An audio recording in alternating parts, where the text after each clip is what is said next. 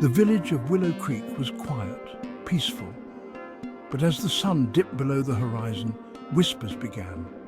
They spoke of a secret, a magical place that appeared only at night. The villagers whispered of a bookstore. The bookstore wasn't just any bookstore.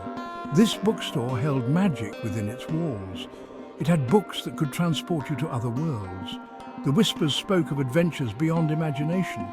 The bookstore, however, was shrouded in mystery. No one knew its exact location. It appeared only when the moon was high, and only to those who truly believed in the power of stories. The whispers piqued the curiosity of the villagers, but fear kept most away.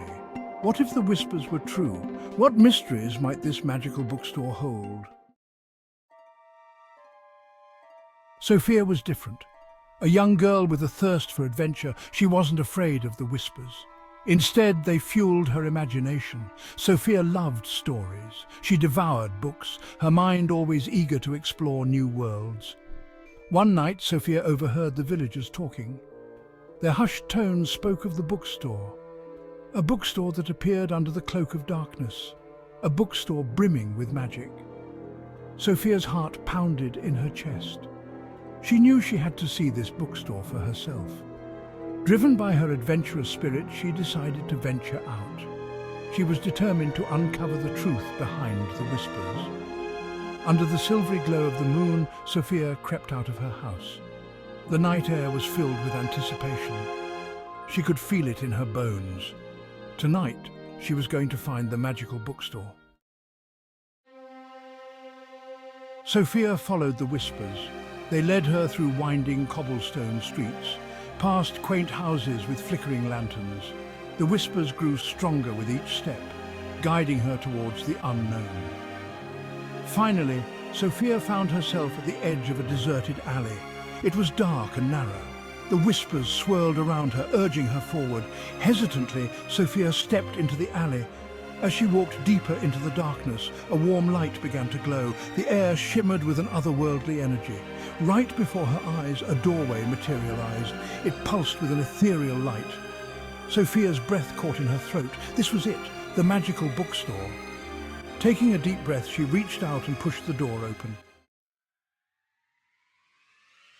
The bookstore was unlike anything Sophia had ever seen. Shelves upon shelves stretched endlessly into the distance, overflowing with books of all shapes and sizes. The air hummed with a quiet energy. The scent of old parchment and magic filled Sophia's senses. As Sophia touched a book, the world around her dissolved. She found herself transported into the story itself. She flew through the starry skies with a friendly dragon, explored ancient ruins alongside fearless explorers. Each book Sophia touched took her on a new adventure. She met knights and princesses, pirates and fairies. Time and space were no longer barriers. Sophia was living 1,000 lives, all within the pages of these magical books. But Sophia soon realized something extraordinary. It wasn't just the books that held magic. Sophia herself was changing. Section 5. The power of imagination. As Sophia delved deeper into the worlds within the books, she discovered a newfound power. She could bring characters from the stories to life. A simple touch was all it took. Her imagination had become reality. At first, it was thrilling. Sophia brought forth valiant knights to defend the weak. She summoned mischievous fairies to light up the night with their magic. The line between reality and fiction blurred. Sophia shared her gift with the villagers. Soon, Willow Creek was alive with fantastical creatures. People from far and wide flocked to the village, eager to witness the magic with their own eyes. The village was no longer quiet and peaceful. It was a place of wonder and excitement. But Sophia's gift, like the books, held secrets. Secrets that were about to unravel. Section 6. Chaos in the Village. Sophia's ability to bring characters to life had unforeseen consequences. She hadn't considered that the characters might have minds of their own. Their desires and motivations clashed with the reality of village life. The fairies, while enchanting, wreaked havoc with their playful mischief. The valiant knights, bound by ancient codes of honor, challenged villagers to duels for perceived slights. The village was plunged into chaos. Sophia was overwhelmed. She had wanted to share the magic, But she hadn't anticipated the turmoil it would bring. Guilt gnawed at her. She had to find a way to restore order, to fix the chaos she had unleashed. The villagers, initially enchanted, grew fearful. They pleaded with Sophia for help.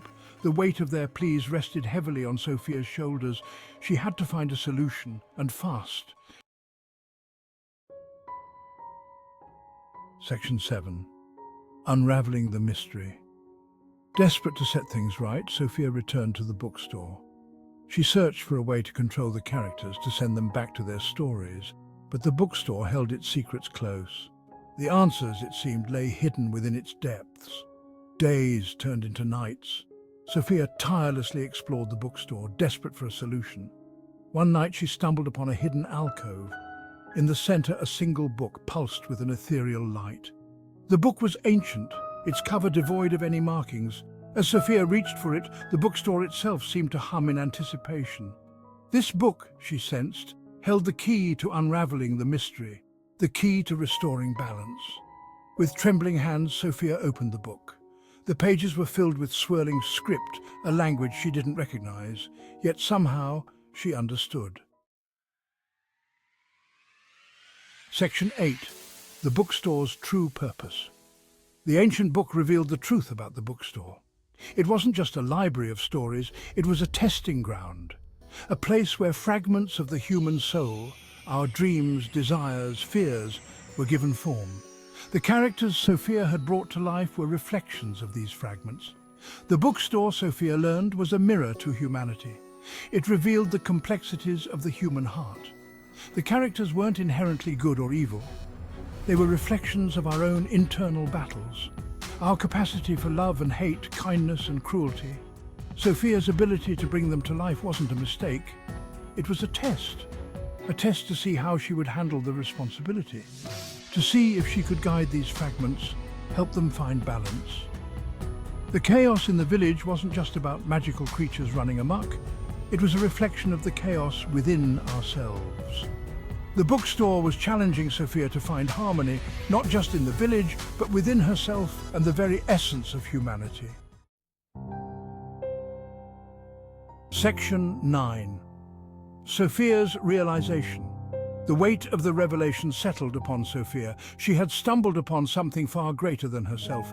The bookstore wasn't just a place of wonder. It was a crucible, a place where the very essence of humanity was examined.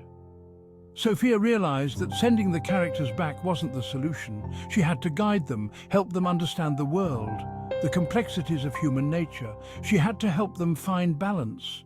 She was the bridge between the stories and reality, the guardian of not just the books, but the fragments of the human soul they represented.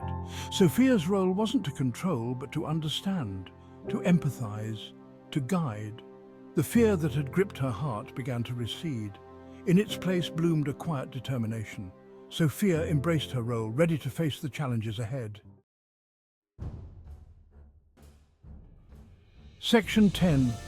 Guardian of the Stories. Sophia closed the ancient book, her heart filled with newfound purpose. The bookstore had chosen her. She was the guardian of the stories, the protector of the delicate balance between imagination and reality. Sophia returned to the village. She no longer saw the characters as burdens, but as reflections of herself, of all of them. With patience and understanding, she guided them. She helped them navigate the complexities of the human world. Slowly, harmony returned to Willow Creek. The villagers learned to live alongside the fantastical creatures. They embraced the magic, understanding that it was a reflection of their own humanity. The bookstore remained a beacon in the night, a reminder that the stories we tell ourselves, the dreams we hold, are powerful forces, and that with understanding and compassion, we can find balance not just within the pages of a book, but within ourselves and the world around us. Sophia, the young girl who had once been a reader, had become the storyteller, the guardian of the stories, the keeper of the human heart.